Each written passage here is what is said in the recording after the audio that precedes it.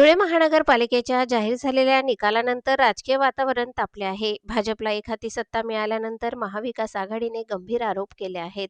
सत्ताधारी भाजपने ईव्हीएममध्ये घोटाळा करून निवडणूक जिंकल्याचा दावा करण्यात आला आहे. मतदानापूर्वीच ईव्हीएममध्ये 25 ते 30% मते टाकली जातात असा आरोप आहे. याच कथित गैरप्रकाराच्या विरोधात आज महाविकास आघाडी रस्त्यावर उतरली. धुळे जिल्हाधिकारी कार्यालयासमोर जोरदार आंदोलन करण्यात आले. कार्यकर्त्यांनी हातात फलक घेत घोषणाबाजी केली. ईव्हीएम हटाव, लोकशाही बचावच्या घोषणा परिसरात घुमल्या. निवडणूक प्रक्रियेच्या पारदर्शकतेवर प्रश्नचिन्ह उपस्थित करण्यात आले. लोकशाहीचा गळा दाबण्याचा प्रयत्न होत असल्याचा आरोप करण्यात आला. सत्तेच्या जोरावर यंत्रणांचा गैरवापर होत असल्याचे सांगण्यात आले. महापालिका निकाल अमान्य असल्याची भूमिका मांडण्यात आली. राज्य निवडणूक आयोगाच्या भूमिकेवरही टीका करण्यात आली.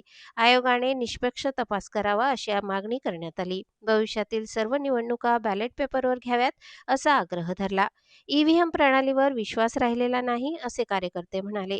लोकमताची चोरी थांबवण्यासाठी आंदोलन तीव्र करण्याचा इशारा देण्यात आला. लोकशाही वाचवण्यासाठी एकजुटीने लढा देऊ असे आवाहन झाले. शासनाने या आरोपांची दखल घ्यावी अशी मागणी झाली आणि निवडणूक प्रक्रियेत पारदर्शकता आणावी अशी अपेक्षा व्यक्त करण्यात आली. महानगरपालिकेच्या निवडणुकांचे निकाल पाहता आता तर आम्हाला एकदम खात्रीच झाली आहे की या ईव्हीएममध्ये प्रचंड भ्रष्टाचार, प्रचंड घोटाळा होत आहे. ज्या नगरसेवकांनी आणि जे उमेदवार गल्लीतसुद्धा माहीत नाही अशा उमेदवारांनी 5-5 हजाराचा लीड घेतला आहे. नगरसेवकांना 9-9 हजार 10-10 हजार मतं भेटतात. हे फक्त धुळ्यात होऊ शकतं. या ईव्हीएममध्ये 25 ते 30 टक्के म्हणजे जवळपास 3,000 मतं एकदम टाकली जातात. त्याच्यानंतर परत डुप्लिकेट मतं केली जातात, शाई पुसली जाते आणि मतांवर मतं होत राहतात.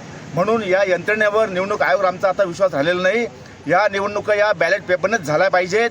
कर्नाटक सरकारने नुकतंच धोरण आखलं आहे की सर्व निवडणुका आता बॅलेट पेपरवर होतील. निवडणूक आयोगाचा अत्यंत तकलादू जो युक्तिवाद आहे की कागदावर खर्च होतो आणि मतमोजणीला उशीर लागतो, हे एकदम तकलादू कारण आहे. आपण मागच्या वेळेस पाहिलं की त्या निवडणुकांचे निकाल झाले आणि आपल्याला एक महिना निकालाची वाट पाहावी लागली. म्हणून आम्ही सर्व विरोधी पक्ष या ठिकाणी सामील आहेत धुळ्यात.